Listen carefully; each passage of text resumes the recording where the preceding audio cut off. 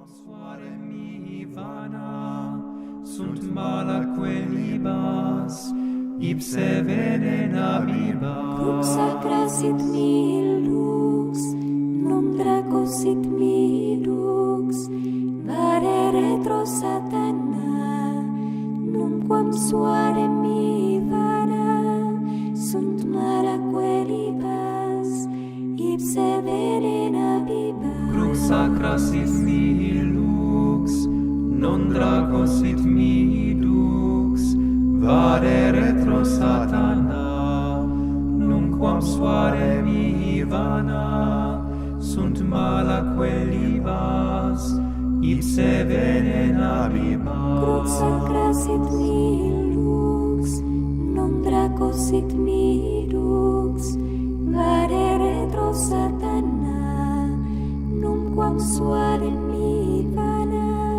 sunt malaque libas, ipse venena bibas. Crux sacra sit mihi lux, non draco sit mihi lux, vade retro satana. Las tinieblas de mi mente, con las cuales he nacido, removiendo ambas, las del pecado y la ignorancia. Tú que haces elocuente la lengua de los niños, habilita la mía y pon tu bendición sobre mis labios. Dame agudeza para entender, capacidad para retener, facilidad y método para aprender, sagacidad para interpretar y tu abundante ayuda para hablar. Muéstrame el ingreso, dirige mi progreso, concédeme el éxito, tu verdadero Dios y verdadero hombre, que vives y reinas por los siglos de los siglos. Amén. Inmaculado Corazón de María.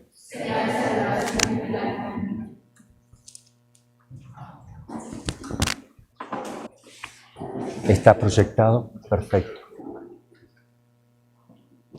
Esa es estamos en la diapositiva correcta. Bueno, continuamos la clase de monología. Habíamos quedado en la acción extraordinaria del demonio, la acción ordinaria, la tentación, ¿verdad? Vamos a repasar la tentación rápido. No estoy ahora no me voy a adentrar o no voy a desmenuzar cada tema que voy a ver ahora, sino que lo guardamos para después. Solo vamos a hacer una visión general de las clasificaciones. Tenemos la acción ordinaria y extraordinaria del demonio. En la acción ordinaria es para todos, desde el uso de razón hasta la muerte o pérdida de la razón. Por eso tenemos que estar en vela permanentemente. Discernimiento de espíritu debemos tener y tener presente lo que habíamos dado en la clase anterior, ya no la anterior, en clases pasadas, acerca del discernimiento de espíritu, sumamente importante no solo para el exorcista, sino para quien padece la acción del demonio, para los que ayudan y para todas las personas en general, el saber distinguir los tres pensamientos y de dónde viene cada uno, cómo se generan, para que yo me dé cuenta cuándo está actuando Dios en mi alma, cuándo está actuando el demonio o cuándo es mi propia la naturaleza, cuando soy yo nomás, directamente yo. Eso es muy importante porque si no uno no avanza en la vida espiritual. Entonces tenemos el pensamiento propio, el buen espíritu de Dios, el Espíritu Divino, el Espíritu Santo o algún ángel o la Virgen o lo que sea, todo lo relacionado con Dios, y el mal espíritu. Y habíamos dicho que el espíritu propio nace de mi propia naturaleza. ¿Y de dónde se genera? Desde las potencias del alma, desde la inteligencia y la voluntad, que son las potencias por las cuales actúa el alma. En la esencia del alma, el alma no actúa con la esencia sola. Actúa a través de las potencias. De ahí se generan mis pensamientos. Pero Dios habita en la esencia, antes todavía de las potencias. Actúa ahí. Impregna las potencias también, todo el ser del alma. Y entonces, el demonio no puede estar en la esencia del alma. Y entonces, ¿por dónde va a venir la tentación del demonio? De afuera, decimos. Y dos tipos de pensamientos vendrán de adentro. lo que es el mío propio y el de Dios vienen de adentro, con una diferencia. El mío propio viene desde las potencias, entendimiento y voluntad. El de Dios viene más adentro todavía, en la esencia del alma, donde está la gracia santificante actuando. Por eso Dios me conoce más íntimamente que lo que yo me puedo conocer. Entonces, la vía por la cual surge la acción de Dios dentro de mí, Dios actúa desde la esencia pasando por las dos potencias, entendimiento y voluntad. Y los míos se generan en el entendimiento y la voluntad. Es decir, nos vamos a encontrar con que se junta la acción de Dios con mis potencias interiores, espirituales. Y ahí es cuando yo no me doy cuenta, porque parece mío lo que es de Dios, porque Él respeta mi libertad, no es un usurpador, no me doy cuenta, porque viene tan suavemente, tan discretamente, no violenta nada, sino que fecunda, impulsa, mueve con mi propio movimiento, mueve desde mi propio movimiento. Entonces, ahí hay una cosa donde yo necesito mayor discernimiento, más silencio y recogimiento, para darme cuenta cuando está Dios actuando sobre mí, a veces más en el entendimiento, a veces más en la voluntad y a veces juntos, de distintas maneras, iluminando, trayendo una idea, hasta tocando una imagen, va más allá, hasta la imaginación se puede meter Dios también, y la memoria, haciéndome recordar una cosa que me hace bien. Entonces, cuando digo que Dios pasa por las potencias, no se queda ahí, pasa y sigue. Llega hasta los sentidos internos y hasta lo siento sensiblemente, porque puede hacerme sentir su presencia. Puedo yo sentir una consolación sin causa. ¡Wow! Pero viene de adentro, no viene de afuera, viene de adentro. En cambio, las acciones del demonio, como él no está en la esencia, como él no se puede meter ni siquiera en las potencias, el entendimiento y la voluntad, donde tengo mi libertad yo, donde son mis potencias espirituales libres, él puede llegar hasta los sentidos internos, es sensible, y los sentidos externos para intentar modificar mi pensamiento y mi actitud de la voluntad, mis actos, y con eso destruir mi alma. Entonces los pensamientos, ideas, imágenes y hasta estados anímicos malos y negativos como la asedia, como el espíritu de rechazo de oración, todo eso que me puede meter también él, y eso está en el plano ordinario, son tentaciones que toca lo sensible un poco, pero es ordinario. Asco o repugnancia por ir a rezar, no es extraordinario todavía, pero eso viene de afuera. Eso lo habíamos explicado, se lo estoy resumiendo un poco. Luego viene lo que llama la astucia del demonio. Es astuto. Lo podemos ver en Génesis 3 con la tentación de Adán y Eva, es astuto. No vamos a describir la tentación de Adán y Eva, pero cuando el demonio va a tentar a Adán y Eva, ya conoce toda la psicología del hombre, no necesita tiempo. Dice, el diablo sabe por diablo, pero más sabe por viejo, porque está desde cuándo, pero no, ellos no tienen experiencia por la antigüedad, porque ellos conocen inmediatamente por intuición cómo es el hombre. Ya lo conoce perfectamente a la mujer, al hombre ahí nomás, captan todo, rápido, no razonan, imagínense, no van sacando conclusiones, el hombre hace así, entonces yo tengo que atacar por acá, porque esos razonamientos no son de un espíritu, aunque se lo puede usar analógicamente, pero no actúan así. Directamente captan la esencia de todo lo que es el hombre con todas sus posibilidades.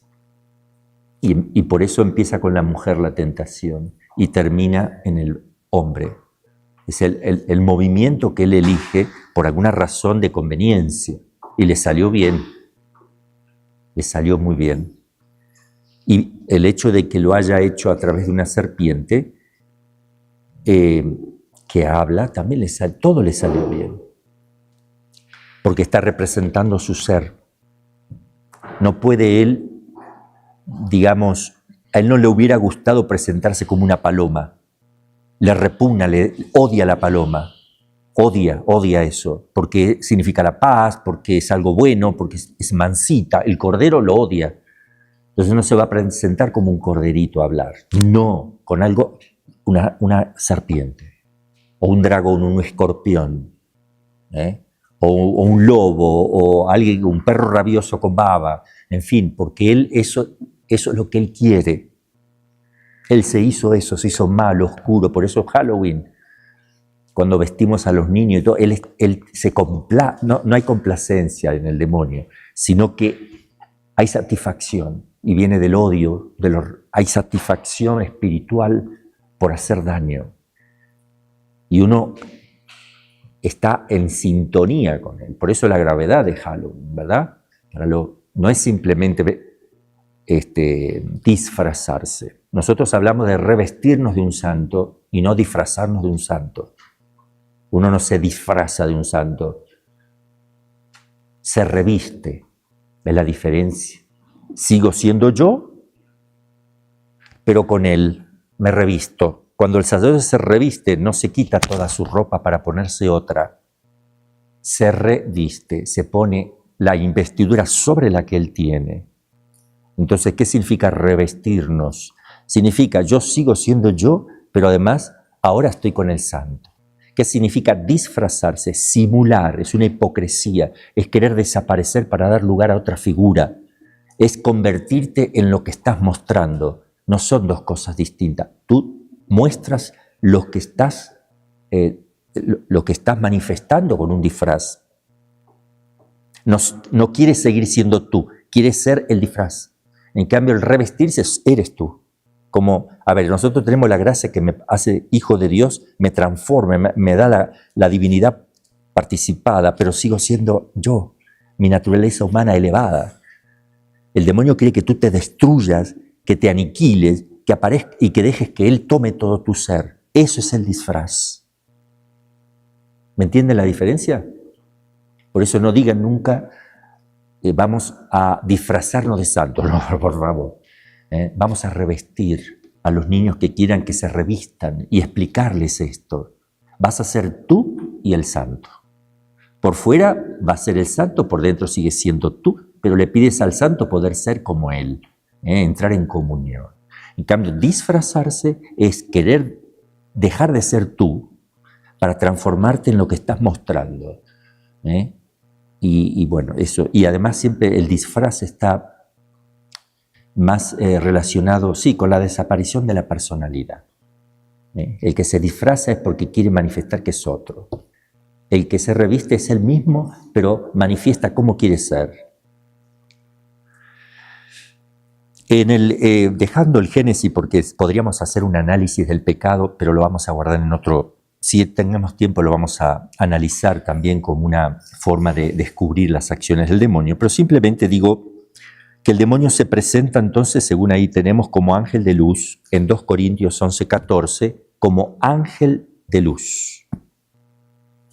Dice así San Pablo: pues esos falsos apóstoles, obreros engañosos, se disfrazan de apóstoles, se disfrazan a los engañadores, ¿ven? Ocultan, hay algo oculto, hay algo malo. Repito, pues esos falsos apóstoles, falsos, obreros engañosos, se disfrazan de apóstoles de Cristo. Y no es maravilla, pues el mismo Satanás se disfraza de ángel de luz. Él se disfraza de ángel de luz para engañar, que no sepamos que es Él, que creamos totalmente que lo que vemos es lo que vemos, que no se distinga, es un disfraz. Entonces, la serpiente se presenta como ángel de luz, lo dice San Pablo. Lleva a la apostasía bajo la forma de piedad, como algo piadoso te lleva a la apostasía, tener cuidado. Entonces eso lo dice San Pablo también, pero en 2 Tesalonicenses 2:3. Dice así, que nadie en modo alguno les engañe, porque antes ha de venir la apostasía y ha de manifestarse al hombre de la iniquidad, el hijo de la perdición, que se opone y se alza contra todos los que se dice Dios o es adorado, hasta sentarse en el templo de Dios y proclamarse Dios a sí mismo. Y finalmente es mentiroso y envidioso, tenemos varios textos, pero les recuerdo el de Juan 8:14, el demonio es mentiroso y padre de la mentira, lo dice Jesús a los judíos cuando les está dando un sermón. Luego viene la clasificación de lo extraordinario. Más o menos en forma simple tenemos posesión, vejación, acá algunos ponen incesión. Es ¿para qué inventas palabras nuevas si lo tradicional es posesión? Y para tener tu propia palabra. Bueno, ponemos por las dudas, incesión. Vejación, obsesión, infestación y, por último, agresiones físicas externas, o llamado también circundacio. Ahí está mal escrito porque se me pasó de... ¿Lo corregí o no? Circuncesión. No, es circundacio o circuncesión. Circuncesión. Está dando vueltas en torno a uno. Está girando en torno a uno. Pero eso lo vamos a ver un poquito mejor ahora. Vamos a ver las clasificaciones, pero todo este tema lo vamos a desarrollar después de a poquito. Yo voy a poner ejemplos de cómo es un poseso, cómo se trata, todo eso pastoral. Luego uno que tenga vejación, uno que tenga obsesión, porque vamos a ver de distinguir la obsesión con enfermedades mentales, vamos a ver las enfermedades mentales, cómo distingo yo un poseso de una persona que tiene solamente anomalía mental. Justamente ayer atendía yo a una persona que está, hace no sé cuántos años, está así, no habla, abre los ojos y nada más. No camina, nada, hay que arrastrarlo. Una persona que estaba casada con hijos quedó así, de a poco. Y entonces le hice oraciones de liberación. En ese caso no tenía yo el permiso del obispo para el exorcismo, en otros sí, pero en ese no. Entonces le hice oración de liberación. Se manifestó un poquito el demonio, muy poco, pero sí suficiente, como para darnos cuenta que estaba el demonio, pero además había otra cosa, porque al otro día lo atiendo y está quietito, está sereno, pero con los ojos abiertos como si fuera un árbol, una planta, no hay reacción. Le hablamos al oído que mueva un dedo, no mueve nada, nada, nada, está así, pero no está el demonio en ese momento. Entonces estoy viendo que eso es lo natural de él. No veo signos de la presencia del demonio, como lo había visto el día anterior. Y menos mal, en ese momento yo estaba con una psiquiatra, como siempre suelo, si puedo, tener. Y yo le pedí toda la noche al Señor, le pedía que por favor pudiera yo discernir, porque había un problema ahí. No entendía yo, aunque lo sabía, pero no me estaba dando cuenta, porque se llama esto caso mixto. No solamente es el demonio, también hay otra cosa que causó el demonio, y esto es lo que yo no me daba cuenta. Sí sabía que había otra cosa. Veía una depresión. La psiquiatra juzgó que había depresión psicótica, que es la más grave, ¿no? Que esa es muy fuerte. Yo solo veía que era una depresión, pero ella dijo es psicótica, ¡pum! Buenísimo. Pero, ahí está la cosa. Porque me comentaron que él quería, antes de que se quede así, decía, yo no sirvo para nada, soy un pecador, mis obras no sirven, yo quisiera morirme, quisiera que me prendan fuego, que me prendan fuego. O sea, para. Y ahí empezó él a enfermarse. ¿Qué está pasando? ¿Por qué se quedó así? Porque es una depresión psicótica. Él no quiere morirse de tal manera, porque por ahí, cuando no hay nadie, come, por ahí se quita toda su ropa, se popó por ahí, tiene cosas un poco, porque a veces está el demonio, a veces él, pero cuando están las personas todo no hace nada, y si no, cuando no hay alguien apenita, se mueve, come un poco y ya, se queda como está. Entonces, lo que me di cuenta es esto. Se lo agradezco mucho a la Virgen que me lo ha dado a conocer, porque me vino una certeza, una tranquilidad dentro de mí. Cuando me vino causa-efecto. No, el demonio lo que fue haciendo en esta persona con la tentación simplemente, por eso hay que tener cuidado, le ponía pensamientos obsesivos. Tal vez pueda haber obsesión diabólica, pero por lo menos pensamientos fuertes, tentaciones fuertísimas, porque entre la tentación fuertísima y la obsesión no hay un límite donde uno abre una puerta y se pasa para el otro cuarto. Dejé de estar en el plano ordinario y ahora estoy en el extraordinario. No son compartimentos estancos, no es cuadriculado, no son cosas cuadriculadas, sino que hay franjas. La tentación está en el plano natural y hay una franja, y acá empieza estrictamente lo sobrenatural. Y aquí está, en este lado, la tentación. La tentación avanza, avanza, avanza, avanza, hasta tal punto que está casi mezclándose ya con los... Por momentos es extraordinario, por momentos es solo una tentación fuerte y está ahí. Y después empieza a ser más extraordinario, más, y ya deja de ser tentación para empezar a convertirse en una obsesión, y así. Hay una franja mixta. Por eso no es tan fácil. ¿Qué es, padre, una obsesión o una tentación fuerte? Estamos en la franja. Podría ser una y otra, estamos en esa franja. Hay que luchar, rezar para que solo sea una tentación y luego que la tentación se vaya yendo.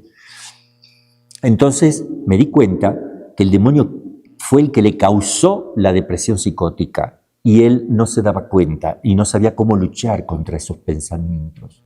De tal manera que el demonio le ponía, no sirves para nada, eres un pecador, estás lleno de límites, porque era una persona muy católica, practicante, un chico, y le ponía miedos, que es otra cosa que me dijeron sus familiares.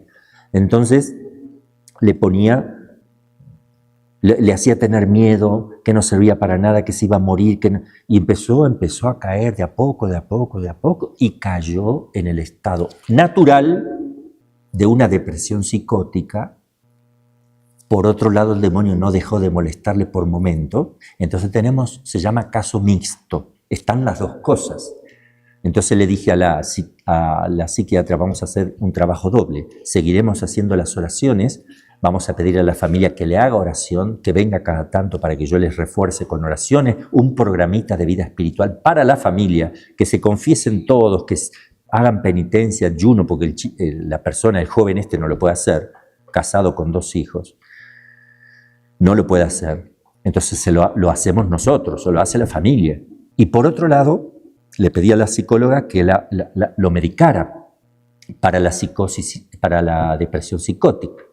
Y ahí fue que la medicó, y entonces ahora ya empezará, no sabemos los resultados, esto empieza desde ayer, se irán a su país, a un país que no es México, y empezarán con las dos cosas.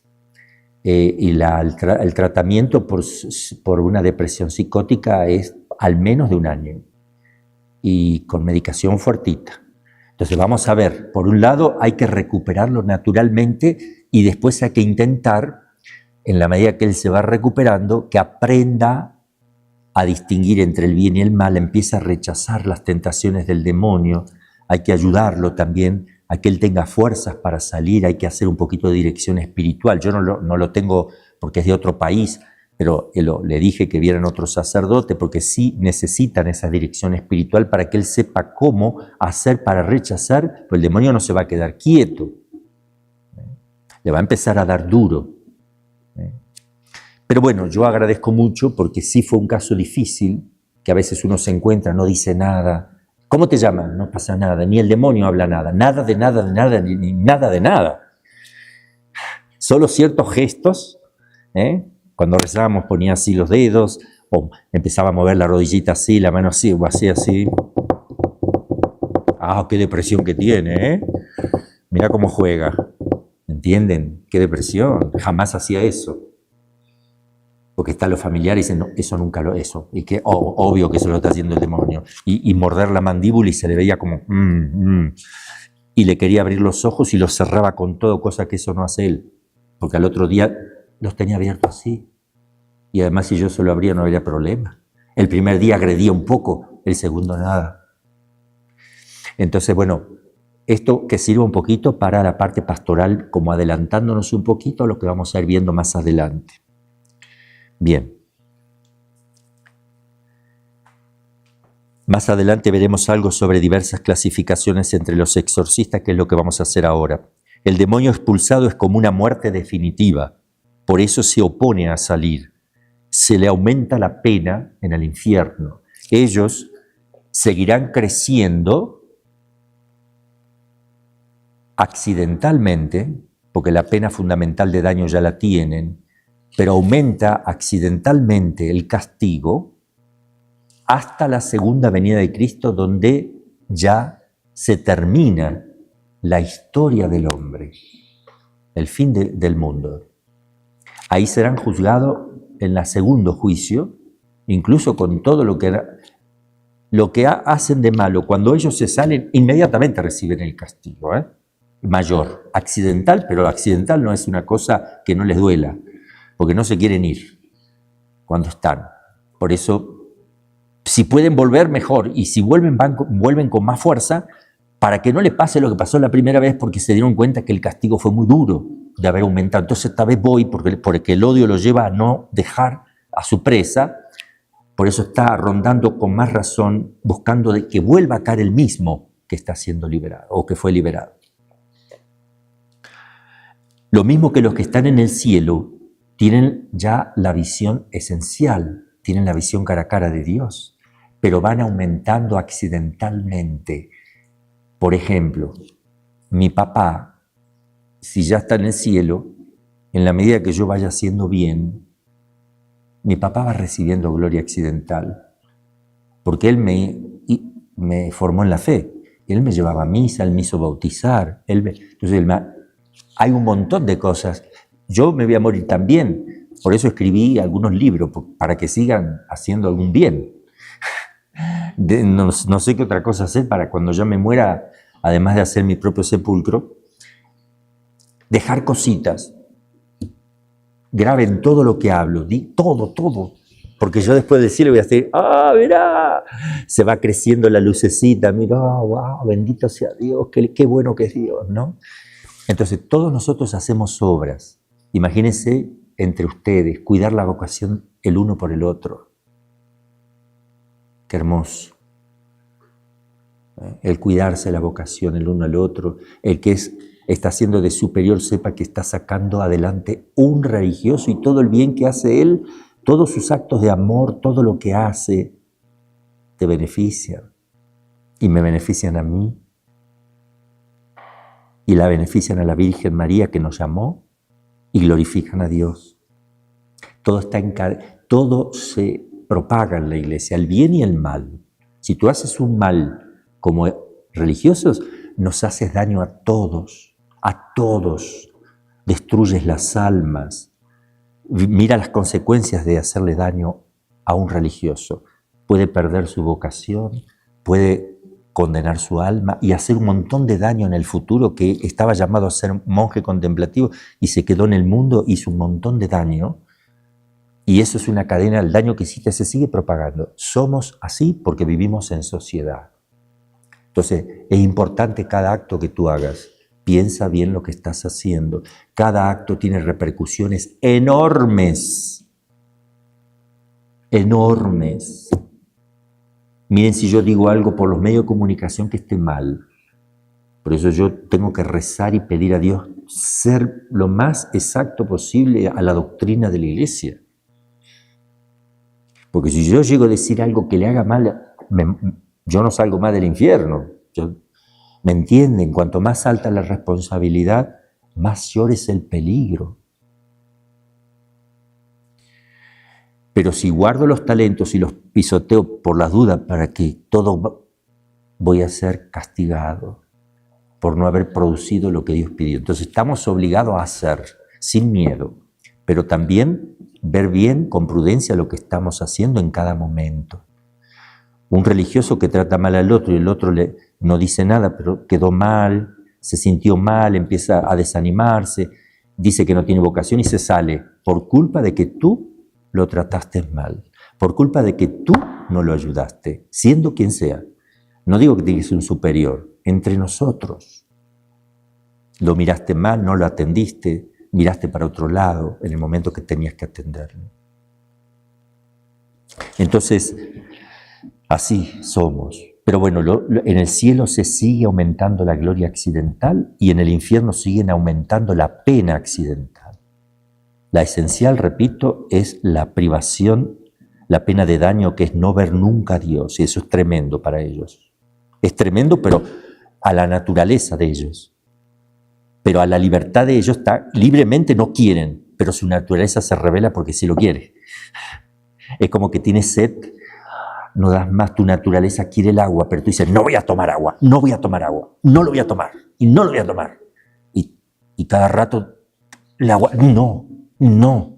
¿Por qué? Porque si tomo voy a glorificar a Dios. No, ¿me entienden? Entonces, la naturaleza de los condenados permanentemente reclama con una fuerza cuasi infinita, porque todo el ser mío está orientado a Dios, a ir.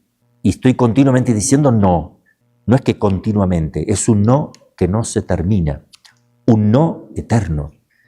No, por decirles así, no es no, es un no y un grito de desesperación continuo, porque estamos fuera del tiempo.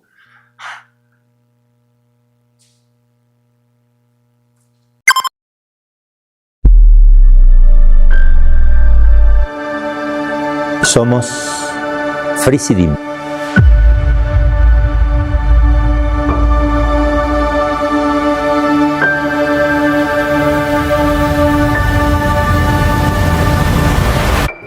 Soy Padre Carlos Pío del Inmaculado Corazón, fundador de Frisidim y Superior. Te invito a ayudarnos para construir un santuario, casa de retiro y acabar este centro de espiritualidad, porque sin ti no lo vamos a poder hacer. Si te beneficiaste alguna vez de las pláticas, los retiros, las conferencias, las clases, te pedimos que nos ayudes para tener un lugar en el cielo, para tener un lugar en este centro de espiritualidad, a colaborar mensualmente con un aporte, aunque sea de 1 peso, 10 pesos, 100 pesos, lo que puedas. Es una invitación a todo el mundo para ayudarnos. Si quieres ayudarnos y quieres que esto salga adelante y que triunfe el corazón inmaculado de María, entonces entra a www.enciendetucorazon.org. Ayúdanos a seguir ayudando a la gente. Enciende tu corazón. Dios te bendiga. La bendición de Dios Todopoderoso, Padre, Hijo y Espíritu Santo, descienda sobre ti y permanezca para siempre. Amén.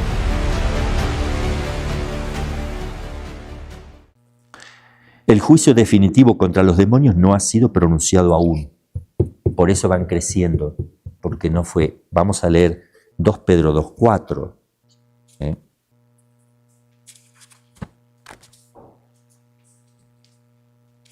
Segunda de Pedro, capítulo 2, versículo 4. Esperemos que no esté mal la cita, pero acá está. Porque si Dios no perdonó a los ángeles que pecaron, sino que, precipitados en el Tártaro, en el infierno, los entregó a las cavernas tenebrosas, reservándolos para el juicio. Ni perdonó tampoco al viejo mundo, sino que solo guardó a 8, a Noé, etcétera, etcétera. Están reservados porque siguen pecando. Y falta el juicio final, ¿no?, de los hombres y de los ángeles. Pasamos a la diapositiva siguiente. Acá tenemos algunas clasificaciones de las acciones del demonio en este mundo en relación al hombre. Tenemos la clasificación del padre Gabriel Amort que hace, es la que yo siempre utilizo. Yo me formé con él, es mi maestro. Acá es la que yo uso, es la que la mayoría de los exorcistas usamos.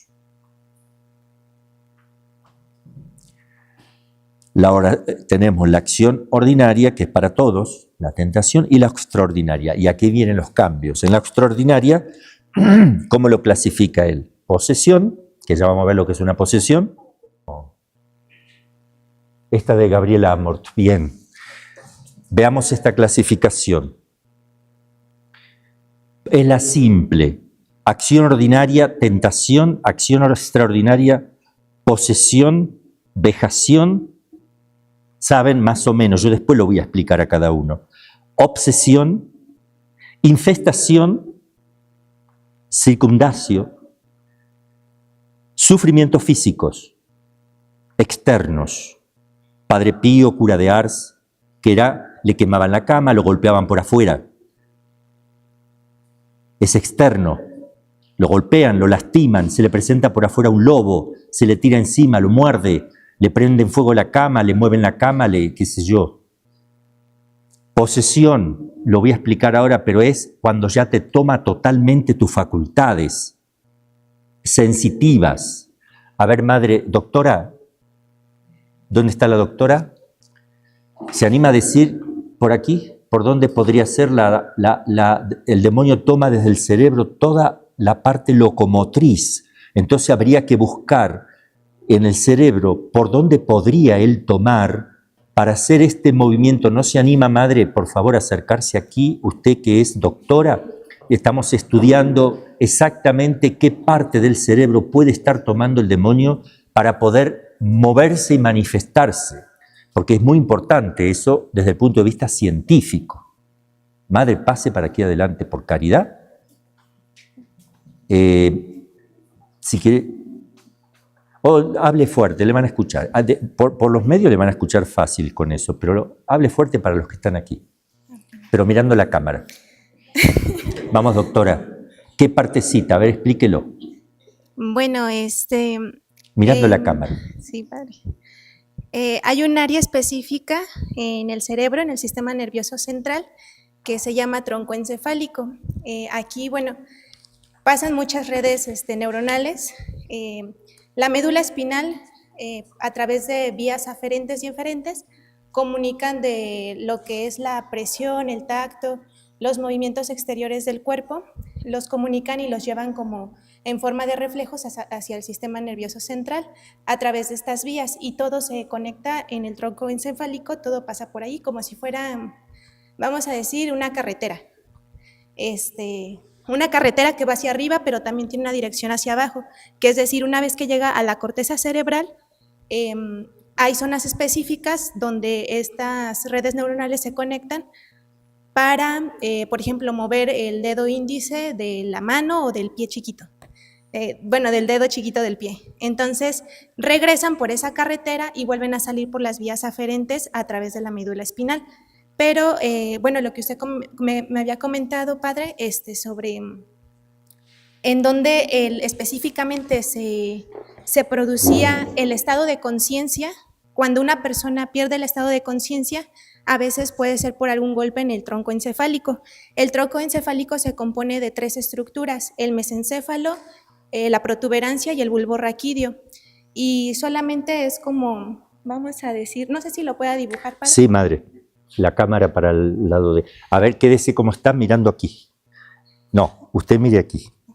Sería exactamente donde tiene aquí el pelo, ahí en esa partecita. Es importante porque para los exorcistas que ahí pongan, háganlo porque yo lo he practicado, pongan ahí aceitito bendito, hagan crucecitas ahí, hagan crucecitas en esta parte que es importante, también toda la cabeza en general, pero ahí y ahí. Luego, otros lugares donde se suele localizar, porque no solo está ahí, desde ahí actúa cuando un poseso, los movimientos, pero a veces se localiza también en la columna o en los riñones, en las mujeres a veces en los ovarios. Por eso que ahí uno, si hay mujeres, le apoyan a las mujeres en los riñones, alguna estampita bendita, una reliquia, la cruz, lo que sea, o en los ovarios también. Por lo general es eso. Riñones, la verdad no sabemos, pero lo hemos hablado con el padre Amor y con otros exorcistas, siempre se suele dar muy seguido. Yo estoy estudiando algo sobre ese tema porque antes se pensaba que desde los riñones actuaban las fuerzas del mal y hay que ver por qué pensaban eso, porque sí es importante. Y después, cuando es vejación, puede ser en cualquier parte del cuerpo, qué sé yo, que la mano, se le tuerce la mano, obviamente que está actuando ahí, el demonio se suele mover por distintas partes, localizándose es decir, no está con su sustancia, sino aplicando su acción operativa en distintos lugares del cuerpo. Ahora sí, sigue, hermanita, que tenemos este esquema de... Adelante. Bueno, un poquito, es que casi no sé muy bien dibujar. Pero... No sabe dibujar bien, pero no importa, suponemos que es el cerebro. Ajá. Bueno, hay 3 zonas. El tronco encefálico se compone de mesencéfalo, protuberancia y el bulbo raquídeo.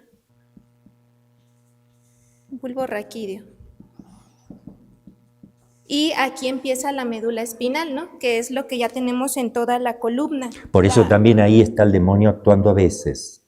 Siga, hermanita, ven la explicación. Digamos que aquí está la entrada de la base del cráneo. Esta es digamos que es el cráneo de una persona, así. Bueno, más o menos así. Y este es pues su cerebro, aunque me quedó muy chiquito. El cerebelo conecta tanto el cerebelo conecta con el mesencéfalo como con la protuberancia y el bulbo raquídeo. Y yo ahí, por ejemplo, me he dado cuenta que muchas personas cuando tienen algún tipo de manifestación, lo que hacen es empezar a vomitar. Eso. A ver, ¿por qué vomitan los posesos o los vejados cuando le hacemos oración? ¿Por qué suelen vomitar? Primero porque hay un maleficio, algo le hicieron, algo le dieron de comer, de beber, está relacionado con algo, pero a ver qué dice, hermanita. Pero también aquí, desde el bulbo raquídeo y la protuberancia, hay varios núcleos de pares de nervios craneales. Uno de ellos es el nervio vago, que es el nervio que conecta que va a inervar todo el sistema gastrointestinal.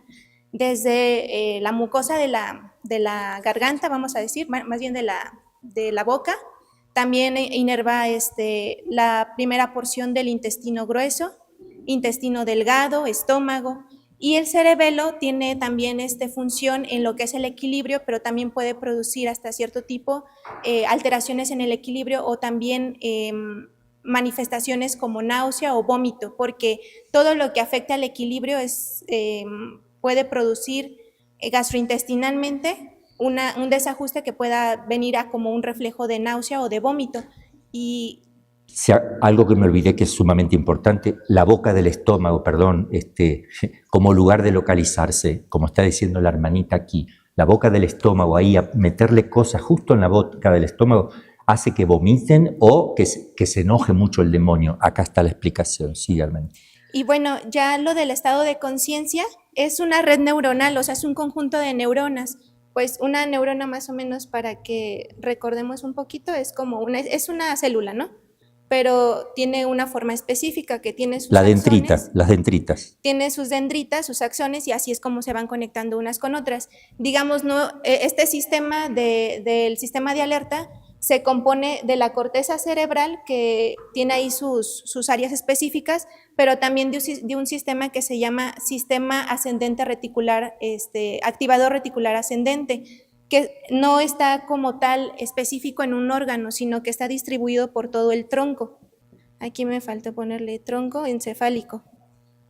¿Ven cómo vamos encontrando una explicación con las ciencias naturales de cómo está actuando y por qué actúa así el demonio en la persona? Porque el demonio queda atrapado en la psicología de una persona y en toda su parte biológica repercute esa acción, y aquí tenemos el resultado. Por eso tratamos de buscarlo y localizarlo en el cuerpo de la persona, porque está actuando desde su cuerpo, específicamente lo que está diciendo aquí la hermanita. Siga, hermana.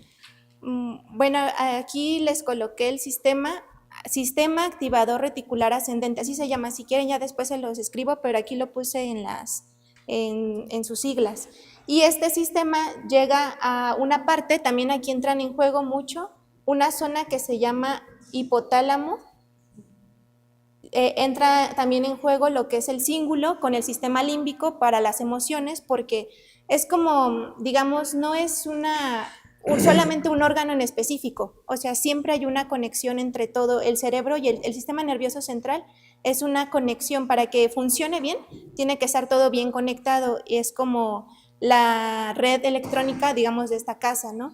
O sea, si funciona mal un conector, ya no podríamos usar todo el sistema de luz, o sea, cuando falla una sola cosa, echa a perder todo el sistema de electricidad de la casa. Y es igual, el cerebro es lo mismo.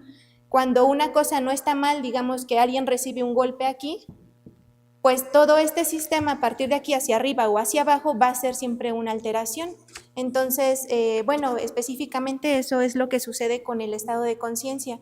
Un poquito a grandes rasgos. Explíqueme usted ahora, voy a aprovechar a adelantar la pastoral. En el caso de la posesión, algunas veces la persona pierde totalmente la conciencia, no sabe absolutamente qué ha pasado. En otros casos es plenamente consciente y en otro es semiconsciente, por momentos sí, por momentos no, o muy alejadamente puede recordar alguna cosa. ¿Qué parte toca a él para dejarle libre la conciencia o quitársela? Ahí más o menos, por ejemplo, cuando el sistema reticular ascendente sí se bloquea, la persona ya no puede estar en vigilia. Entonces o sea, bloquea eso. no bloquea totalmente. La persona está, digamos, en un estado, vamos a decirlo, puede ser de coma, vamos a decir, porque no puede, ya no hay fibras que de nuestro cuerpo hacia arriba conecten y que la persona pueda moverse. O sea, es un estado, digamos, totalmente Perfecto. libre de estado de conciencia. Lindo aporte para los exorcistas y aquellos que se dedican a estas cosas con fundamento científico, médico. Vamos a seguir estudiando este tema con la hermanita, que nos va a ayudar como doctora para ir profundizando. Por eso me gusta que ella me acompañe en las oraciones de liberación, en algunos exorcismos que tengo que hacer, para que ella vaya viendo y vaya junto conmigo viendo cómo y desde dónde puede estar actuando los espíritus en una persona, ¿no? Acuérdense que no actúa como el alma informando el cuerpo, sino que es un usurpador que está tocando la parte principal y a través de eso maneja todos los miembros de la persona. A veces le pone frío, la persona tiene un frío tremendo, después a veces mucho calor, me ha pasado. ¿Cómo puede pasar eso que haga sentir esas sensaciones? Puede estar conectado, el cerebro tiene que estar conectado con la parte sensitiva para que con un mal funcionamiento, no sé qué, pero la persona empieza a recibir calor, o si no hay ningún tipo de explicación natural, porque el demonio puede estar ingiriendo en la parte biológica o directamente una acción preternatural puramente. ¿Tiene una explicación natural que él pueda hacer algo desde el cerebro para que la parte sensible pase eso? Sí, por ejemplo, la corteza cerebral se divide en corteza prefrontal y corteza postfrontal, que solamente aquí hay una cisura en el cerebro que nos lo divide, digamos, como que en anterior y posterior, vamos a decir así, por decirlo en una división anatómica. Se llama cisura de Rolando. Y la parte prefrontal se ubica el área motora y la parte posterior parietal se encarga de todo lo que es lo sensitivo, o sea, el área sensitiva. Si el demonio estuviese actuando solamente para producir un efecto sensitivo, o sea, como si uno estuviera tocando algo frío, pero no es frío, sino caliente o viceversa, tendría que estar tocando el área sensitiva primaria, vamos a decir. ¿En qué parte? Tóquese su cabeza, manita, para que vean que son los lugares donde le molesta a él. Aquí. ¿Ven? En esta zona. Son los lugares donde nosotros ponemos las estampas y todo. Ajá, en esta Ahí zona está, bien, madre. Sería el área sensitiva y en esta zona sería el área motora primaria. Bien. Y desde allí, por ejemplo, si solamente tocara esta zona donde están todos los circuitos para generar un movimiento, pero sin tocar, por ejemplo, sistema límbico o algo así, o el sistema reticular ascendente, la persona puede estar en movimiento con los ojos abiertos, pero, por ejemplo, podría no mover solo un brazo o una pierna o el lado de nada más el lado del cuerpo, pero el otro sí. O sea, puede dañar específicamente alguna zona, o sea, solamente podría tener paralizada una pierna si afectara en el área prefrontal, en alguna zona específica o podría dejar también incluso mudo, o sea, es decir, a una persona cuando actúa a nivel del área es un área que se llama área de Broca. Y ciegos, mudos y ciegos también dejan, los hemos tenido. Sí, y cuando también, a mí me tocó ver una vez un caso que también había problemas visuales. Puede ser también en el área visual que se encuentra en el cerebelo, que también es aquí, en la parte... Qué interesante saber que si le está atacando y la está poniendo ciega a la persona dice, no puedo ver, ¿dónde tengo que poner una estampa? En la zona ¿Ven? que sería un Qué poquito más importante, arriba del qué techo importante esto para los exorcistas, ¿verdad? A ver, lo deja mudo porque no lo deja hablar. Tendría que estar actuando aquí en esta área que se llama de Broca, ¿Dónde la ubicaría usted? aquí en esta Aunque más profunda, pero bueno, eso es importante también para que pastoralmente demos una respuesta y teológicamente, ¿no? En base a la biología, tenemos que tener presente cómo es el ser humano, ¿eh? Y bueno, eso más o menos a grandes rasgos, porque hay pues infinidad de redes neuronales que esto conecta y se podría ir especificando de más en más, pero a grandes rasgos es así. Yo tengo un caso donde estoy atendiendo, donde la mitad de la persona queda como adormecido, como que queda como medio hemipléjico, ¿no es cierto? Pero yo, para ver si era del demonio o no, le ordené al demonio que deje de hacer eso y le pedimos a la Virgen María que, para poder discernir, le pedíamos esa ayudita, que si era del demonio se cambiara hacia el lado izquierdo lo que tenía en lugar del derecho, y se cambió. Entonces, ahí vemos también, ¿no es cierto? Son modos de poder entender, porque si esa persona tiene que sufrir un poco eso, nosotros no le pedimos a la Virgen que se lo quite, porque puede Dios estar queriendo que Él repare un poquito. Siempre está dentro de los planes de Dios la reparación, la salvación de algún alma, la purificación de sus pecados, pero simplemente le pedimos que lo cambie de lugar, porque eso, que siga del otro lado, y siguió del otro lado. Entonces, con la bondad de la Virgen siempre, ¿no? Pero también el demonio puede ser obligado por el Señor a dejar de molestar ahí y pasarse para el otro lado. ¿Dónde molestaría? ¿Cómo molesta uno la parte izquierda y derecha? ¿Qué toca ahí? Porque están cruzados, ¿no? La parte derecha se cruza con el parietal izquierdo y el derecho con el de... Sí, o sea, mi área motora del lado izquierdo maneja la derecha. Mi derecha, pero mi área motora del lado derecho maneja toda mi área izquierda, vamos a decir. Entonces, solamente es a la viceversa. Si está afectado este lado, quiere decir que lo que me está afectando es del lado contrario, pero a nivel cerebral. Y así. Muy bien, hermanita, le agradecemos mucho, y yo le pido, por favor, que siga estudiando y viendo, porque esto es un aporte muy grande para los que están en la pastoral de exorcismo, y para estas clases, por ejemplo, ¿no es cierto? A mí me gusta mucho usar los profesionales, siempre trato de estar con psicólogos, psiquiatra o neuropsiquiatra, en fin, porque siempre uno aprende y es más preciso, ¿no?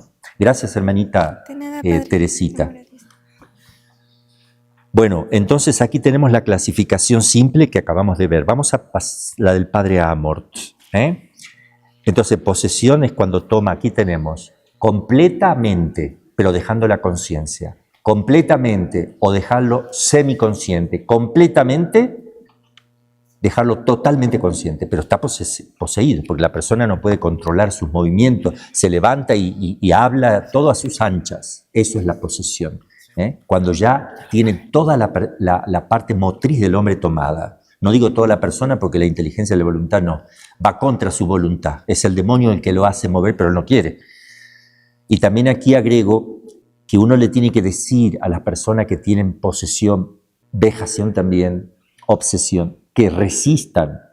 Que si el demonio le quiere mover un brazo, a ver, tú reza mentalmente, si puedes, si no puede, no te preocupe, pero no dejes que él te mueva la mano. Resiste todo lo que puedas, un pie. Si quieren escupir, trata de no escupir, dile: Señor, te pido humildemente que no escupa, te lo suplico, Padre nuestro, recen Ave María mentalmente. ¿Por qué? Para no facilitarle al demonio lo que él quiera hacer. Pero si no queriendo, él lo hace igual, bueno, ahí está. Porque si yo me quedo flojo, él va a tener libre acción, porque puede moverme como un muñeco, como yo quiero. En cambio, si yo me voy resistiendo, claro que me puede mover igual, pero por lo menos yo estoy luchando con la oración, estoy colaborando con mi esfuerzo interno de querer resistirme, que no me violenten el cuerpo. Están violando mis miembros. Entonces sí hay que luchar, siempre. La vejación entonces no es posesión total de la persona, no va a agarrar la parte cerebral donde desde ahí va a mover toda la persona, sino que se va a localizar no en el cerebro, sino en una parte orgánica. Se le infla el estómago, no puede caminar. Claro que eso también lo puede hacer desde el cerebro, ¿verdad? Pero también lo puede hacer directamente en la pierna. Le salen unas cosas raras en las piernas, unos granos, ampullidos, uno le echa agua bendita y eso va desapareciendo en una velocidad no natural. En fin, vejación también es que uno le reza, empiezan a temblar, empiezan a vomitar también muchísimo. La obsesión son, repito, tentaciones. Hay que tener cuidado con eso. Cuando ya la tentación es fuerte, fuerte, fuerte y ya dejas de estar en el plano ordinario para transformarse en el plano extraordinario, porque ya son cosas totalmente desproporcionadas, estamos viendo ya una acción extraordinaria en la mente, en los pensamientos, en la imaginación y memoria, tratando de modificar mi pensamiento y mi voluntad. Es decir, hay una cosa insoportable para que yo me canse y ceda. Y dale, suicidate, quítate la vida, no sirves para nada. Y hay una temática. En la obsesión siempre el demonio tiene temáticas diabólicas. De ahí ya voy anticipando algo. Temáticas diabólicas, lógica diabólica, lógica teológica, lógica. En cambio, en el que puede tener trastorno obsesivo compulsivo, no necesariamente tiene que haber lógica. Y no necesariamente tiene que haber lógica diabólica.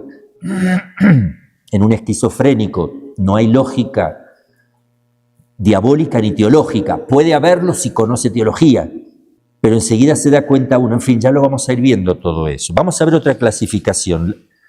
No, todavía no. Quedamos en el Padre Amort. Bien. Posesión, voy a decirlo un poquito más profundamente. Posesión diabólica es el dominio completo y directo sobre el cuerpo a través del cerebro e indirectamente sobre el alma de una persona, indirectamente. A veces consciente, a veces semiconsciente o inconsciente totalmente. O parcialmente, por momentos inconsciente totalmente, o sea, va combinando eso. Puede combinarlo, puede ser que siempre sea inconsciente o siempre consciente si él quiere. Si Dios se lo permite, perdón. Y él quiere. Posesión mitigada. Algunos hablan de posesión. Sí es una posesión, pero está mitigada, es decir, leve. Deja también en estos casos a veces lucidez suficiente a la persona, al sujeto. Pero la cosa está mitigada. Posesión grave, como para decir, porque hay grados de posesión. La posesión física se limita a un simple trastorno físico, aunque inexplicable, misterioso. Estas son clasificaciones de algunos.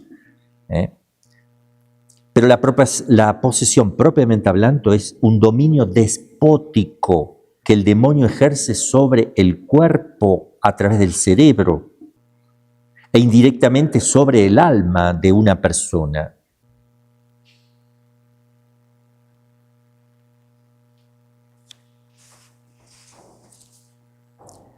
El individuo en este estado es llamado exactamente poseso, endemoniado. En cuanto a instrumento víctima del poder demoníaco, o también energúmeno, como se decía antes, porque muestra una agitación insólita.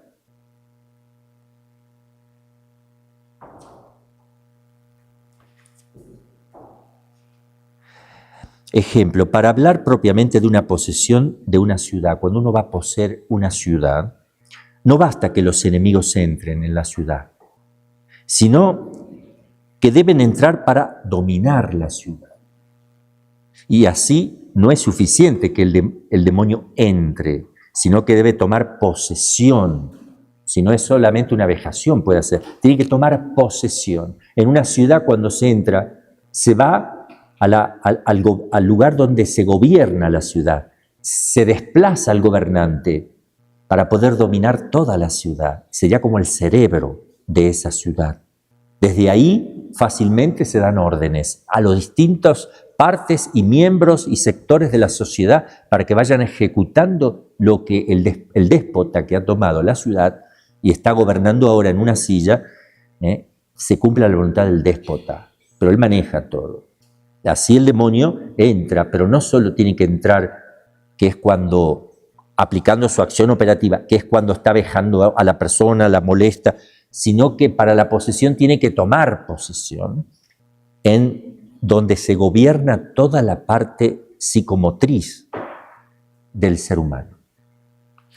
En lo que respecta a las 3 formas de actividad diabólica extraordinaria, no hay entre los autores uniformidad de nombres, como lo vamos a ver ahora porque vamos a ver otros ejemplos, y de significado. Solamente por citar algunos ejemplos, unos autores con la palabra infestación entienden solamente la infestación local. Infestar cuando son cosas o animales o plantaciones o tormentas o rayos, que también puede estar el demonio actuando. Tenemos casos en la Sagrada Escritura y tenemos ritual romanos que ya lamentablemente se han tirado a la basura, donde la Iglesia enseña pequeños exorcismos a los animales, a los sembrados, a las plagas, a las tormentas, que lo puede hacer cualquier sacerdote. Otros dicen, en lugar de llamarle infestación, llaman circuncisión a la infestación personal externa. Para distinguirla de la infestación hablan de la circunmisesión, es decir, andan dando vuelta, la circuncisión, perdón, o la circuncesio, andan dando vuelta alrededor del hombre, no de cosas, de animales, sino del hombre, pero una circuncisión externa. O también tipo obsesión, dando vuelta alrededor del entendimiento, sin actuar directamente, sino con poco. Y hablan también de posesión o incesión. Todo esto va a confundir. Yo les voy al final decir, miren, esta va a ser lo que nosotros generalmente adoptamos con todos los exorcistas, ¿verdad?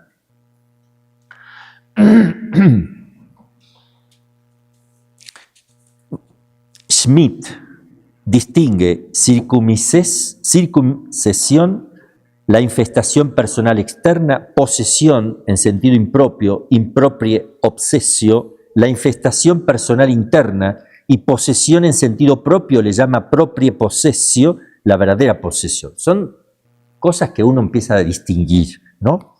Van Noot habla de infestación externa, aludiendo a la infestación, sea local, sea personal externa, o de posesión diabólica para la infestación personal interna y posesión. Lepicer distingue solo obsesión y posesión. Y así cada teólogo a su modo trata de hacer una clasificación. Pero vamos a ver, entonces, veamos algunas de los principales y vamos a ver con cuál nos quedamos. Siguiente clasificación. Bien, esta es muy simple, es de Balducci. Acuérdense que Balducci tiene algunos errores, pero no en la parte especulativa, intelectual, teológica, sí en la intelectual pastoral. Tenemos la tentación y después tenemos, dice él, una infestación local para las cosas, los lugares, los animales, y luego la infestación personal. No me gusta a mí que se use la palabra infestación personal, porque parece que también interna y externa, sobre sentidos internos y pasiones, y externas sobre los sentidos externos. La mayoría de veces, según él, estas dos se dan juntas. Esta la descarto, está fea.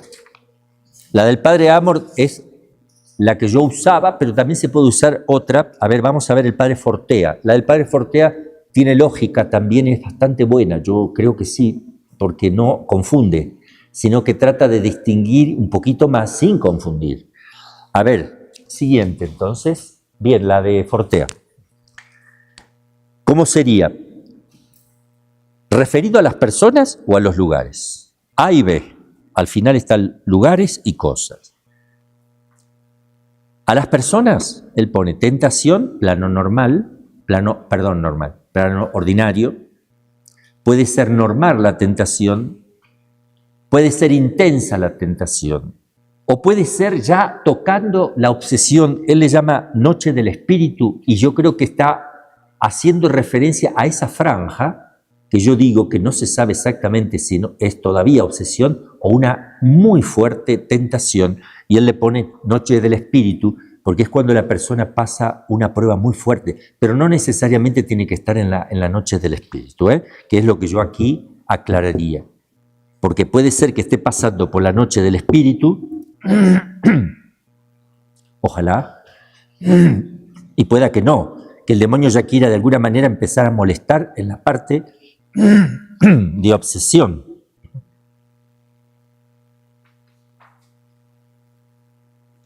Pero queda claro en 3 partes la tentación. Luego viene, según él, todo lo que es extraordinario. La circundacio externa, es decir, que externamente esto podría aplicarse al Padre Pío y al cura de Ars. Circundacio externa, le pega, lo golpea, lo toca, no lo deja dormir, le prende fuego a la cama. Perdón, al revés. Estoy hablando de interna y externa, es esa, por afuerita. Interna, que está arriba, la puse al revés. Interna es cuando está dando vuelta algo en su cabeza que es tipo obsesión, pero que está como queriendo acechar. Él pone así. Yo no pondría la interna, porque está de más, me parece. Pondría la circundacio externa, porque la circundacio es lo que está dando vuelta en torno, pero es lo que nosotros necesitamos. Esa figura no la tenemos en la clasificación. Al Padre Pío no lo podíamos poner en ningún lado. Al cura de Ars y otros santos que han sido molestados por afuera, no lo podemos poner. Entonces, por eso ponemos las acciones, como pone el Padre Amor, molestias externas del demonio. O acá, circundacio lo mismo, externa. Interna yo no alcanzo a distinguirla de lo que puede ser una obsesión. No sé qué quiere referirse con circundacios. Tal vez dentro del cuerpo, dando vuelta por ahí. Tal vez puede referirse el Padre Forte. Habría que preguntárselo a él. Ojalá me esté escuchando y que me mande un mensaje. Influencia, pone él, en la mente, en el cuerpo. ¿Qué sería la influencia? La vejación. Influencia. El Padre Amor también usaba mucho la palabra influencia para que las personas no se obsesionaran con el demonio. Entonces decía, hay algo de influencia. No decía de quién, en general.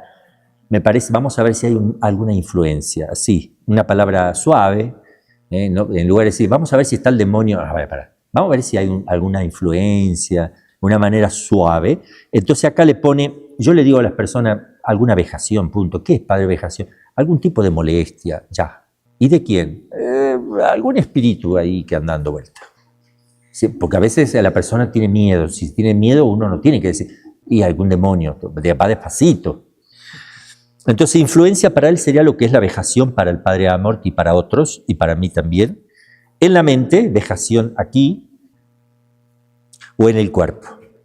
Pero yo también veo que la vejación en la mente también podría confundirse con la obsesión, está como de más también. Es demasiado perfeccionista, pero ¿en qué? A ver, entonces es una obsesión. Porque si está en la mente solo se refiere a los pensamientos y a la imaginación y a la memoria. La mente, bueno, en realidad el entendimiento, pero pensamos que son los sentidos internos de la imaginación y la memoria. Y eso es la obsesión también. Pero bueno, sirve para el cuerpo, molestias en el cuerpo. Después, por último, la posesión, que él lo pone en 3 partes. Lo de los demonios clausus, cerrados, no hablan, no se manifiestan, lo que nosotros les llamamos demonios mudos. Él le pone clausus, cerrados, que también puede traducirse en mudos, demonios mudos, que eso sale en la Escritura, tiene un demonio mudo. No lo deja hablar, no habla. Tú le dices, te ordeno que me digas, te conjuro, y te trata, no hace nada, pero tú sabes que está, por otras cosas que ya vamos a ver. Demonio clausus, cerrados. Demonios apertus, abierto. Hablan y hablan tanto y imitan como que son estúpidos, como son tarados. Dicen taradeces, ¿por qué? porque quieren humillar a quien está ahí con todos los presentes, mostrando, este está re loco, esto no es una posesión, hay que mandarlo al manicomio. Dice estupideces. Pero además, porque el demonio es así. El demonio es malo, feo, discordina, es molesto, tiene cierta estulticia, estupidez mental o espiritual. Hay estupidez espiritual, es decir, torpeza espiritual dentro de su inteligencia, porque eso lo produce el pecado.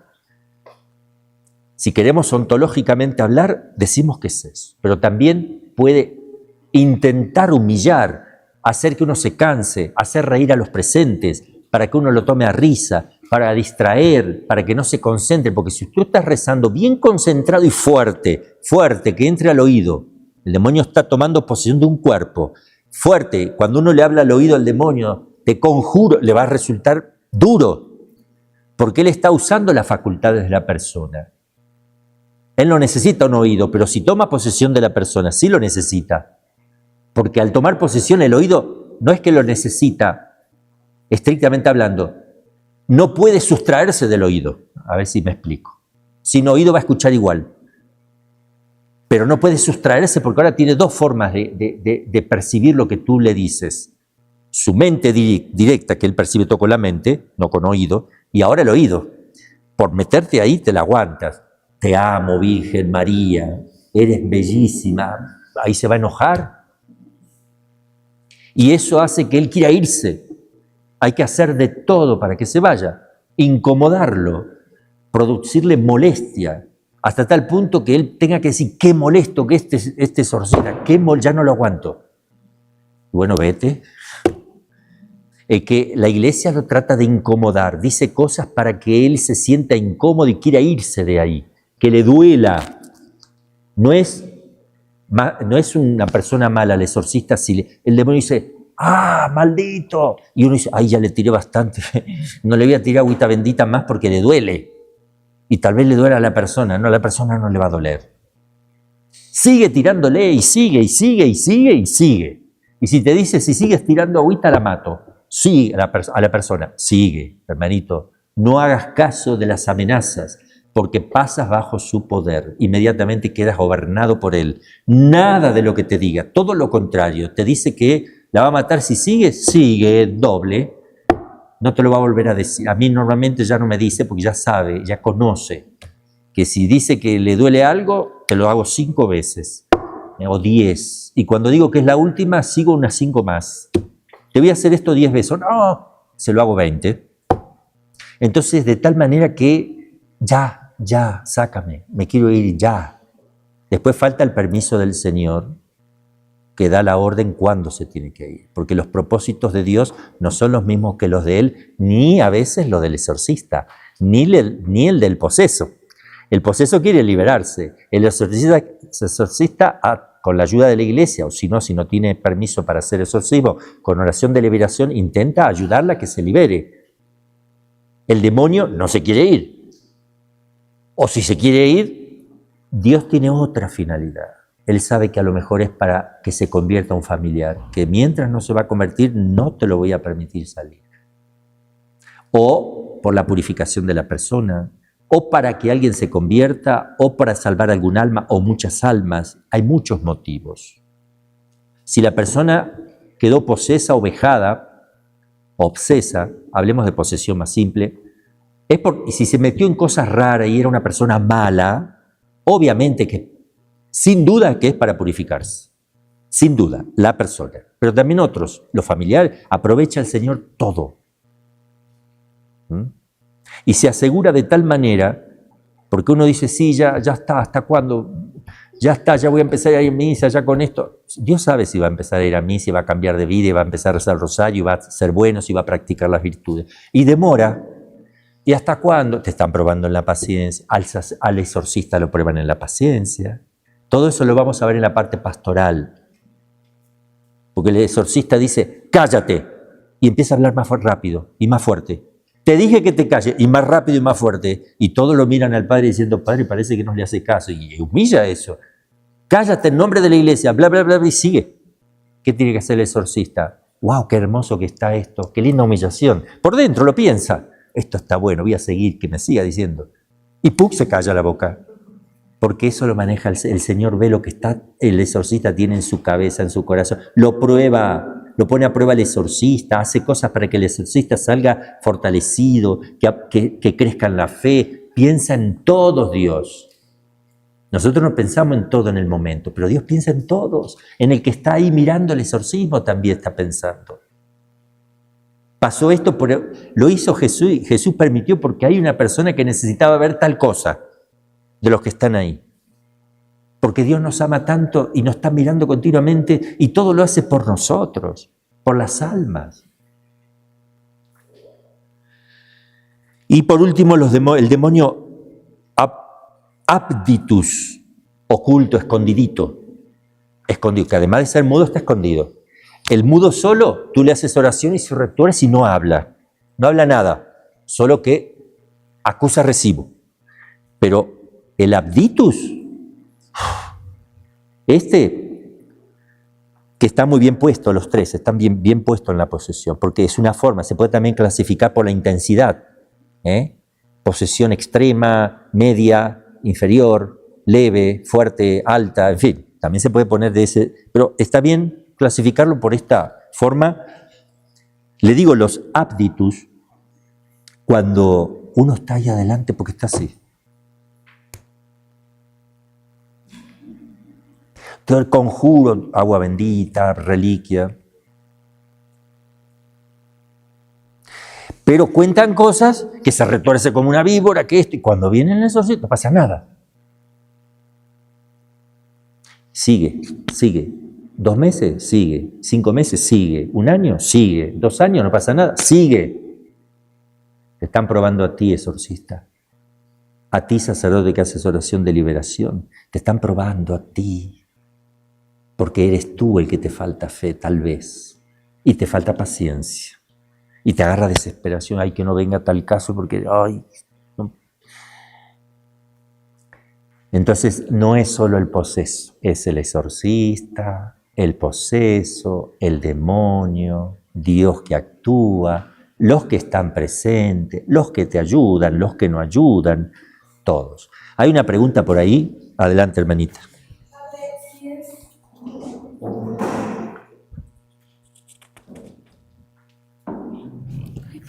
No se me caiga, hermano. No. Nada más, si es demonio cerrado y pasan muchos meses, ¿cómo se puede dar cuenta que hay una posesión? Porque las cosas que te cuentan los familiares que han sucedido, lo ves con el que tiene experiencia, ve claramente que eso es él. Y él te está mostrando que no es. O te mienten los familiares, ¿qué pasa aquí? Te ponen en un serio problema. Por último, lugares y cosas, infestación, ¿ven? Eso está correcto, la infestación. Las próximas clasificaciones las vamos a seguir la próxima vez, que vamos a retomar esta del Padre Fortea y para seguir.